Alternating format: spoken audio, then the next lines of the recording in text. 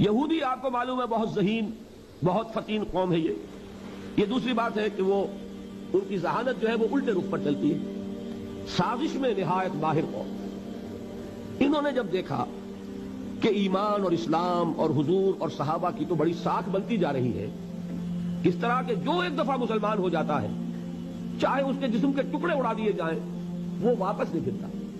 اب اس سے بن رہی ہے کہ نہیں ساکھ کہ واقعتاً کوئی لذت ایسی ہے، لذت عبادہ نہ دانی بخدا تانہ چشی، یہ کوئی ایسی لذت ہے کہ جو چکھنے ہی سے تعلق رکھتی ہے، ورنہ سوچئے انسان کو جان بہت عزیز ہے۔ اب میں نے کل جو آپ کو بتایا حضرت سمیہ نے کیسے جان دی، حضرت یاسر نے کیسے جان دی رضی اللہ تعالی عنہما، حضرت بلال نے کیسی سختیاں جھیلی، حضرت خباب بن الارت نے کیسی سختیاں جھیلی۔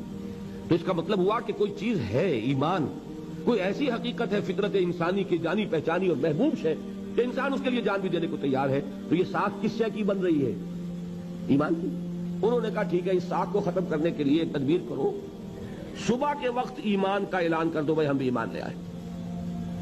اب فرض کیجئے کہ علماء یہود میں سے کوئی اعلان کریں دو تین، آج حاضر ہو جائے فجر کی نماز کے فوراً بعد حضور کی خدمت میں، حضور ہمیں کلمہ پڑھا لیجئے ہم مسلمانوں میں کتنی خوشی ہوئی ہوگی کہ یہ ہمیں ساتھی مل گئے، یہود کے علماء میں سے آ گئے، ٹھیک۔ لیکن ان کی نیت کیا تھی کہ صبح کو ایمان لاؤ شام کو مرتد ہو جاؤ۔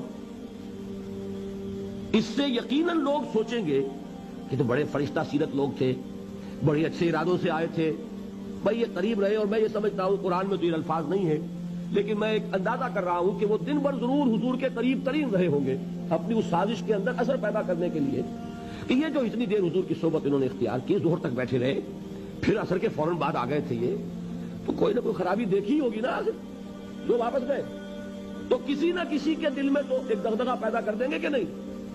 اس لیے کہ شک پیدا کرنا یہ بڑا آسان ہے۔ یہ تدبیر انہوں نے کی، یہ الفاظ سورہ آل عمران میں موجود ہے، وَقَالَتْ طَائِفَةٌ مِّنْ أَهْلِ الْكِتَابِ، اہل کتاب کے ایک گروہ نے یہ کہا، یہ طے کیا، آمنوا بالذی انزل علی الذین آمنوا وجہ النہار، اہل ایمان پر جو چیز نازل ہوئی ہے یعنی قرآن پر ایمان لاؤ صبح کے وقت۔ قرآن پر ایمان لانے کے معنی کیا؟ حضور پر ایمان، حضور کی نبوت و رسالت کو تسلیم کریے۔ وَاکْفُرُوا آخِرَهُ، اسی دن کے آخری حصے میں جا کر کفر کر دو، لعلہم یرجعون، شاید کہ یہ بھی لوٹ آئے۔ اندر سے جا کے دو چار کے دل میں تو شک ڈال کے کھینچ کے لائیں گے کہ نہیں، اور دو چار کو بھی ہلا دیا تو وہ ساتھ تو ختم ہو جائے گی نا، کہ جو ایک دفعہ ایمان لے آئے وہ واپس نہیں پھرتا۔ یہ سازش ہے جس کا ذکر ہے قرآن میں۔